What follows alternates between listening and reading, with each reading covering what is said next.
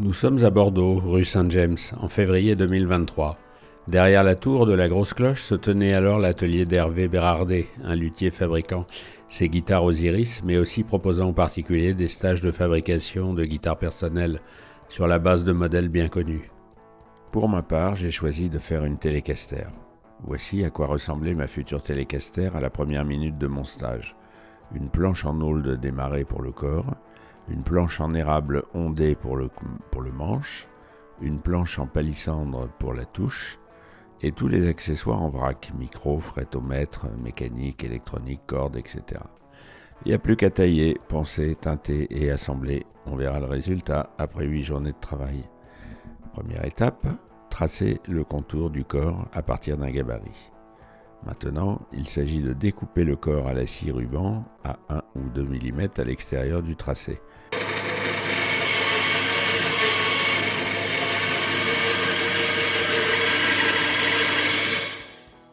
Puis, l'excédent est enlevé à la lime fixe cylindrique de différents diamètres, selon le besoin.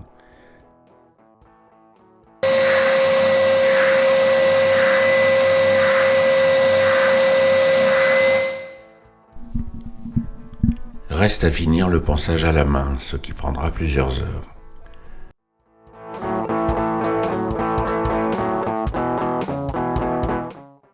Le joli veinage du bois commence à apparaître. Maintenant, il faut creuser les cavités dans lesquelles les micros, l'électronique et le talon du manche prendront place. D'abord avec une perceuse et un forêt de gros diamètre pour enlever le plus gros.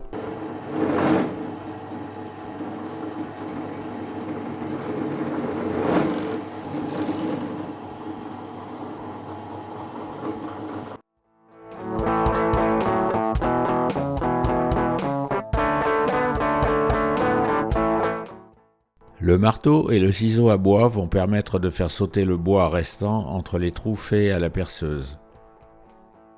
Exactement. Là, c'est du travail manuel.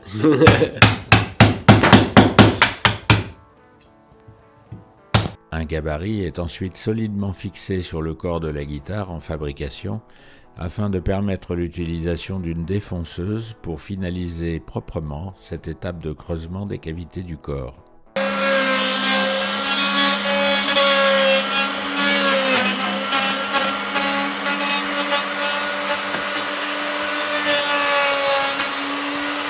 En début de deuxième journée de stage, le corps est chanfreiné avec la défonceuse munie d'une fraise à chanfrein adéquate.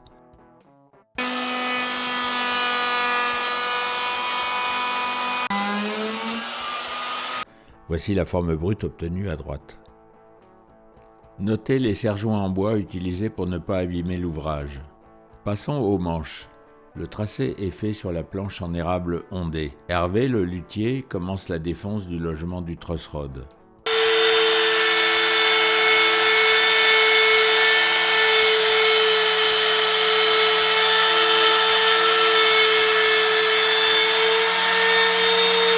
À moi de la finir.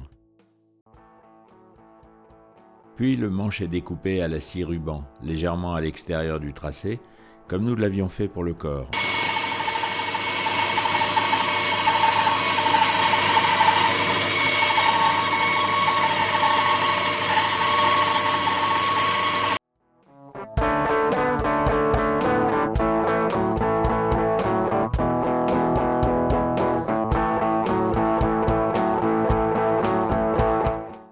On voit ici le manche grossièrement découpé derrière son gabarit, avec le truss rod posé le long de son logement. Le manche est fini d'être taillé à la défonceuse.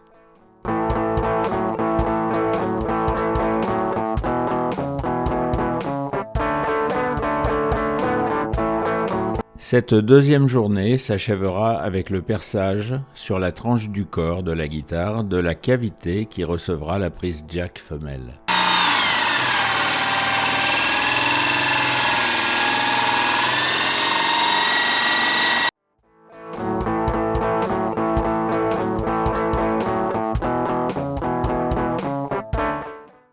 Je suis impatient de voir le résultat final.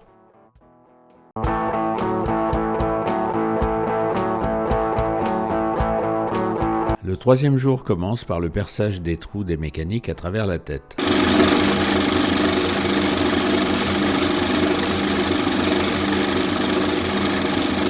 Les 6 trous sont faits.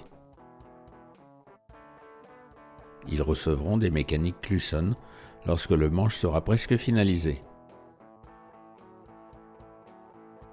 Maintenant, il faut façonner le profil de la tête du manche qui n'a pas la même épaisseur partout. Toujours à la défonceuse et par passes successives pas trop épaisses. Le surfaçage du manche, face avant et arrière, est fait à la défonceuse, lui aussi. Son épaisseur n'est pas la même partout. 14 mm côté scié, 19 mm côté chevalet. Il faut s'aider de cales de bois pour obtenir le biais souhaité. Vient le tour de la fabrication de la touche. La planchette de palissandre fait 6 mm d'épaisseur. Traçage des contours et de l'axe de la touche. Découpe grossière à la scie ruban. La planchette est sciée à 21 frettes avec une égoïne de luthier. Collage de la touche par colle à bois avec séchage sous pression de serre-joint tous les 5 ou 6 cm toute la nuit.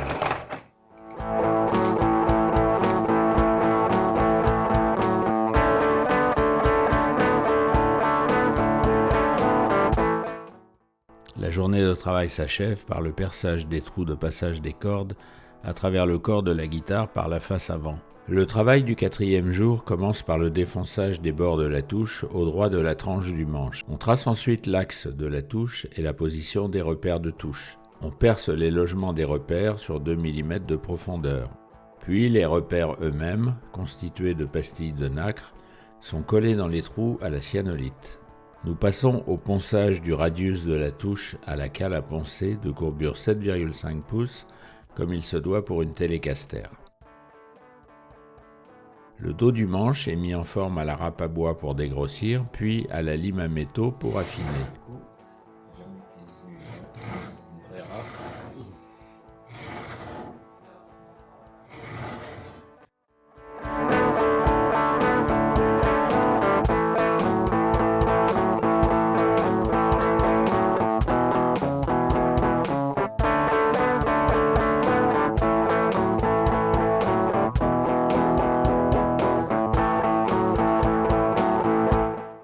Enfin, pour ce 4e jour, les jonctions de dessous, manche-tête et manche-corps, sont sculptées en dégradé arrondi à la lime.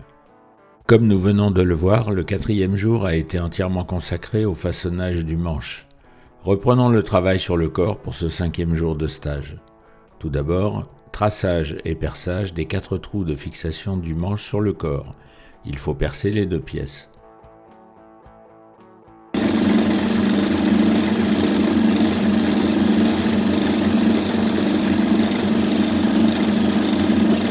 Puis, perçage des tunnels qui permettront le passage des fils électriques entre les différentes cavités du corps.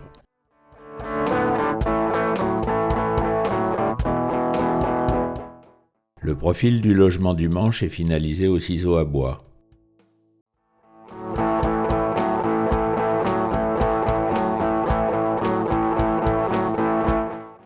Maintenant, il y a un travail de plusieurs heures de ponçage de finition du corps. D'abord au grain 180, puis 240. De l'alcool ménager est passé au chiffon sur les surfaces à poncer pour ébouriffer les fibres du bois. Un deuxième passage du papier de verre grain 240 est fait. Nouveau passage de l'alcool ménager, puis ponçage au papier de verre grain 320. Nous finirons enfin au grain 600. Le veinage du bois commence à bien ressortir.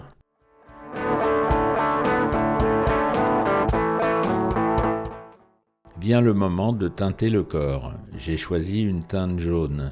Celle-ci est passée avec un chiffon imbibé dans le sens des fibres. Plusieurs couches de teinte sont appliquées pour foncer progressivement le bois jusqu'à l'obtention de la nuance souhaitée. Attention aux coulures et surépaisseurs éventuelles. Pour solidifier la surface du bois teinté, une huile dite dure est passée par-dessus avec un chiffon également. Nous laisserons sécher cette fine couche d'huile pendant 24 heures. Une fois le bois teinté, le veinage ressort encore mieux. Je suis vraiment impatient de voir le résultat final en cette fin de 5e jour. En voici une simulation avec le manche non encore fixé et le pickguard noir non plus. Nous voici au 6e jour.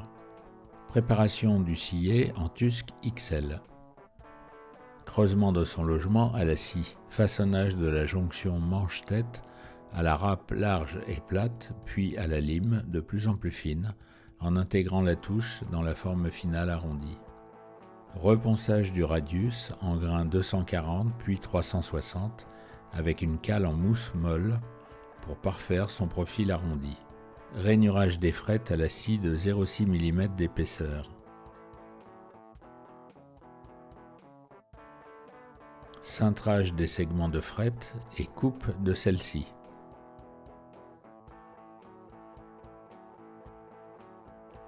Elles sont placées et repérées dans l'ordre sur un support perforé et numéroté. Puis elles sont posées au maillet dans les rainures de la touche.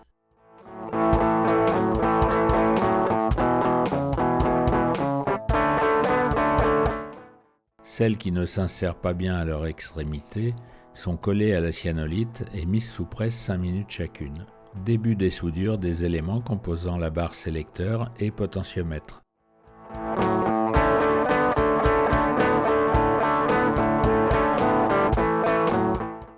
Schéma de câblage officiel d'une Telecaster.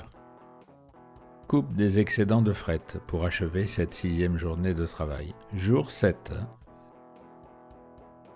Limage des extrémités des frettes. Protection de la touche en vue d'effectuer la planimétrie des frettes.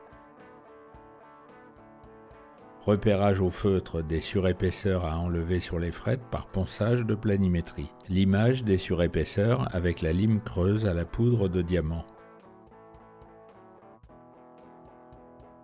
Ensuite, les frettes sont poncées à la cale de radius, puis au papier de verre fin jusqu'au grain 600.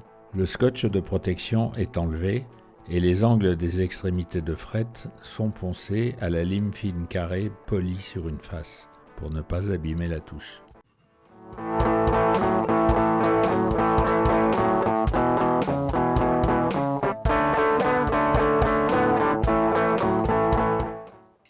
Le sillet est ajusté et collé à son tour. Les touches sont lustrées dans le sens des fibres à la laine d'acier 000. Le dos du manche reçoit également un ponçage de finition. Vient le moment de finir d'assembler les composants électroniques par soudure.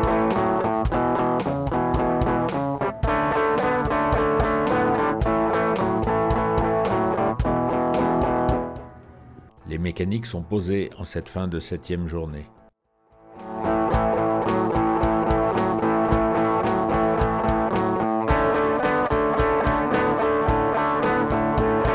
La dernière journée de stage, la 8e donc, nous voit poser les logements métalliques des boules des cordes. Nous fixons maintenant le manche au corps de la guitare selon les 4 trous effectués précédemment. Le chevalet est ensuite fixé à son emplacement. Et voici le résultat avec les micros et le pickguard fixés. Reste à poser les cordes et à accorder la guitare.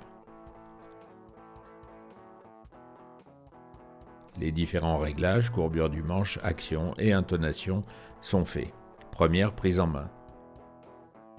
Ah, pas mal! Surtout lorsqu'on sait d'où on est parti. Et voici l'œuvre dans sa housse fournie par le luthier. Mission accomplie en 8 jours de travail comme prévu donc. Merci à Hervé Bérardé pour ses compétences et ses guidances. Place à la musique. 2 ans plus tard, rythmique rock classique plus petit solo, mélange de composition et d'improvisation de ma part. Évidemment joué sur ma Telecaster.